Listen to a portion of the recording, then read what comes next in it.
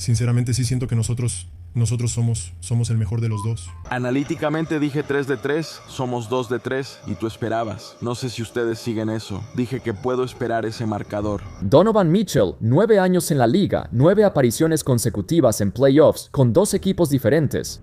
Le tomó 9 años llegar a solo unas finales de conferencia, donde fue barrido de la manera más humillante, con aficionados de los Knicks en la multitud burlándose de ti en tu propia cancha. En el pasado, su reputación como supuesto jugador que se crece en playoffs lo ha librado de muchas críticas, pero cuando analizamos todo su recorrido en playoffs, tu opinión está a punto de cambiar. James Harden, 2026, es la primera vez que apareció en las finales de conferencia desde 2018.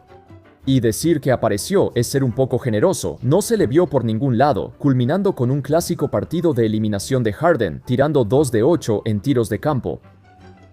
Antes de ser aplastado por los Knicks, el último recuerdo de él llegando tan lejos en la postemporada fue ese infame Juego 7 contra Golden State.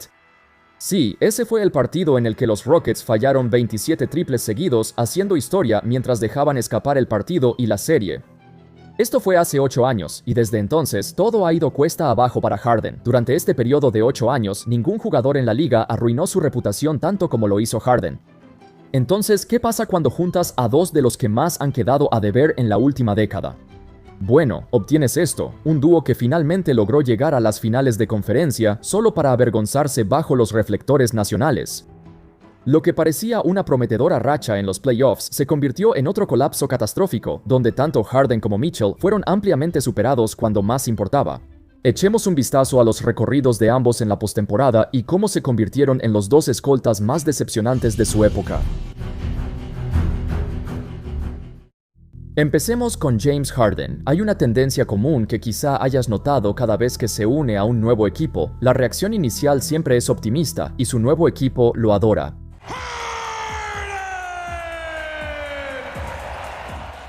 Luego, cuando comienzan los playoffs, el romance termina y quieren que se vaya porque vuelve a desaparecer.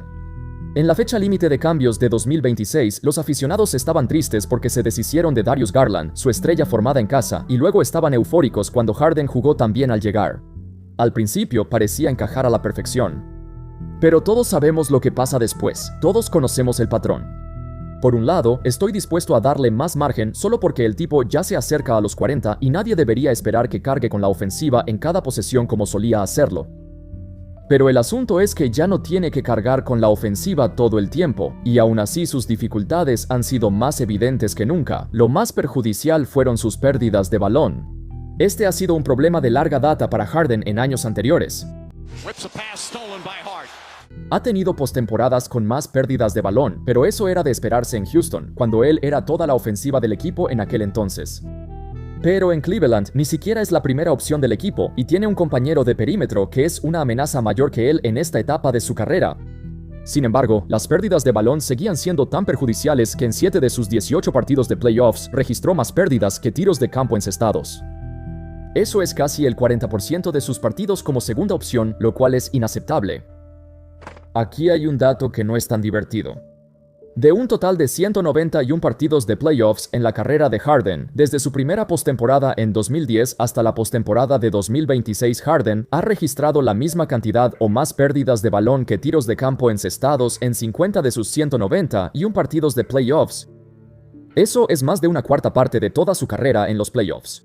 ¿Te imaginas que en uno de cada 4 partidos de playoffs Harden es una gran desventaja para su equipo? Es una locura absoluta para un jugador que se supone es uno de los mejores de su generación. Luego está su defensa, que es un enorme punto débil en su juego y que todos conocen. Pero cuando los Cavs desperdiciaron una ventaja de 22 puntos en los últimos 8 minutos del primer juego, en casi cada posesión, Harden fue víctima de maltrato a un veterano. El tipo fue atacado y señalado implacablemente por los Knicks, porque ese era el plan de juego. Fue una demostración pésima de esfuerzo por parte de Harden, pero sobre todo un fracaso del entrenador Kenny Atkinson, quien aparentemente piensa que puede guardar sus tiempos muertos y que se acumularán para el siguiente juego. Sí, bueno, me gusta guardar mis tiempos muertos. O sea, podría seguir, ya sabes. Esperar que un Harden viejo detenga a alguien en el perímetro es tan loco como esperar que un Harden joven detenga a alguien. Nunca tuvo la velocidad de pies para defender a otros bases o escoltas y nunca debería estar en esta situación para empezar. Sus equipos anteriores al menos hicieron un esfuerzo por esconderlo, pero los Cavs ni siquiera pudieron hacer eso. La etiqueta de que Harden se ahoga en los playoffs no termina aquí. Hice un video hablando sobre cómo tuvo un rendimiento muy por debajo en los séptimos juegos. Quizá recuerdes ese video. Con los playoffs de 2026 concluidos, jugó en 2 séptimos juegos adicionales para un total de 9 en su carrera. Estuvo bien en la victoria del séptimo juego contra Toronto, aunque tiró mal, el hecho de que le marcaran muchas faltas lo salvó. En el séptimo juego contra Detroit, sin embargo, desapareció una vez más, pero el resto de su equipo jugó tan bien que los aplastaron. Aún así, 2 de 10 en tiros de campo, 0 de 6 en triples, otro séptimo juego para el olvido. Fue tan malo que tuvo mucha suerte de que los Cavs ganaran ese partido, porque en el sexto juego anterior tuvo 8 pérdidas de balón cuando debieron haberlos eliminado en su propia cancha. Si hubieran perdido esta serie contra Detroit después de ir arriba 3-2 otra vez, la demonización de Harden habría alcanzado un máximo histórico, si es que podía ser aún mayor. Sus números en séptimos partidos de su carrera ahora son así: 18 puntos, casi 6 rebotes, 7 asistencias, 34% en tiros de campo y 20% en triples. De alguna manera, sus porcentajes de tiro bajaron aún más. Quizá no sea sorprendente. Antes de esto, en el séptimo juego de los playoffs de 2025 contra Denver, Harden tuvo 7 puntos con 2 de 8 en tiros de campo. El año anterior, en el sexto juego contra Dallas en 2024, un partido de eliminación donde Harden tenía que responder. Tiró 5 de 16. Séptimo juego contra Boston en 2023, tiró 3 de 11 para 9 puntos. Sexto juego contra Miami en 2022, 11 puntos, tiró 4 de 9. Séptimo juego contra Milwaukee en 2021, 5 de 17. En casi todos los juegos decisivos, en cada partido de eliminación desde que salió de Houston, Harden ha tenido un bajo rendimiento constante que ha devastado su imagen como jugador. De hecho, si se hubiera retirado en 2020 o algo así, su legado sería mucho mejor antes de todo lo que pasó después de eso. Es muy triste, pero desafortunadamente, la historia no será amable con James Harden. Él mismo se lo hizo. Donovan Mitchell, por otro lado, ha tenido una carrera algo similar, pero percibida de manera muy diferente a la de James Harden. Es similar en el sentido de que llegó a los playoffs cada año desde que entró a la liga, pero no llegó a una final de conferencia hasta 2026. Sin embargo, Mitchell de alguna manera evitó la culpa casi todos los años. En sus primeros días en Utah, los medios y hasta los aficionados normalmente culpaban a Rudy Gobert por sus fracasos en los playoffs, y Mitchell salía de cada postemporada sin ser criticado.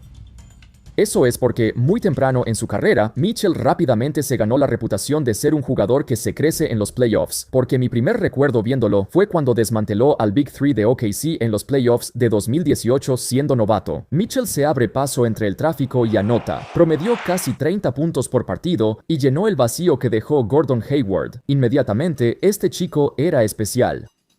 Luego llegó la burbuja de 2020 donde Mitchell no tuvo uno, sino 2 partidos de 50 puntos contra los Nuggets, incluyendo una explosión de 57 puntos, la tercera mayor cantidad de puntos en un solo partido en la historia de los playoffs, justo detrás de Michael Jordan y Elgin Baylor. Fue tan bueno en esa serie que la gente olvida que el Jazz desperdició una ventaja de 3-1 en la serie, y Mitchell tuvo un séptimo partido horrible con 9 pérdidas de balón y solo una asistencia. Pero nadie recuerda eso, todos solo recordamos sus partidos de 50 puntos. Pero el tipo se vino abajo en el séptimo partido. Gobert, por otro lado, tuvo 19 puntos y 18 rebotes en el séptimo partido, pero de alguna manera, Mitchell fue quien salió de la serie con una mejor reputación que antes. ¿Y quién puede olvidar el año siguiente? El Jazz entró a la postemporada de 2021 con el mejor récord de toda la NBA. Sin embargo, perdieron en la segunda ronda contra un equipo de los Clippers sin Kawhi en los últimos 2 partidos. Fue un colapso de proporciones épicas porque no había manera de que debieran haber perdido esto. Una vez más, Mitchell jugó lo suficientemente bien como para evitar las críticas. Promedió casi 35 puntos por partido en la serie, y cuando haces eso, la gente tiende a culpar a sus compañeros por no aparecer.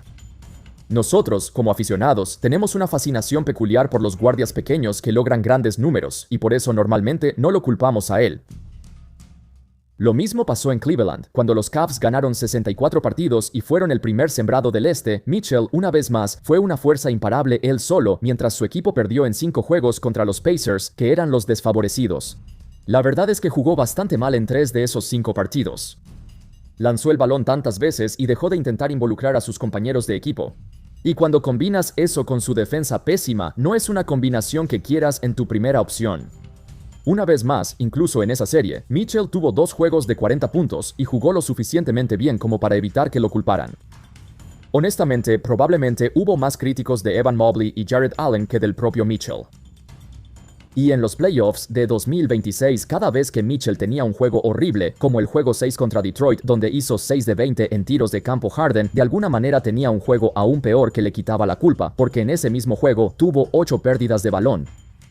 O puedes ver el juego 1 contra los Knicks, cuando Mitchell desapareció durante toda la remontada de 22 puntos de los Knicks en el último cuarto y seguía cediéndole el balón a Harden en su lugar.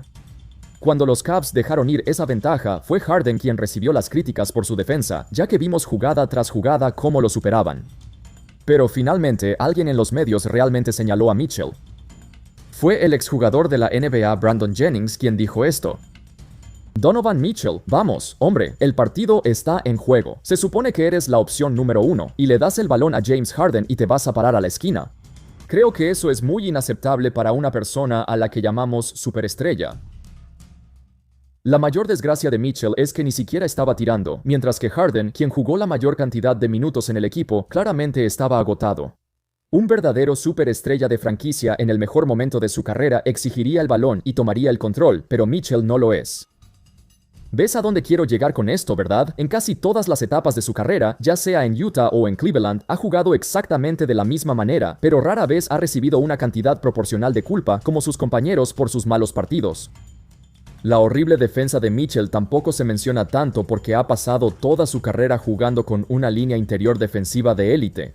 Así que incluso cuando es malo defendiendo a su hombre, tiene a un ex defensor del año justo detrás de él, listo para borrar sus errores. La realidad finalmente le pasó factura. El estilo de juego de Mitchell no ha cambiado en toda su vida, y aunque a veces sí carga con su equipo, un escolta de alto volumen, de baja estatura y con mala defensa siempre es una receta para el desastre.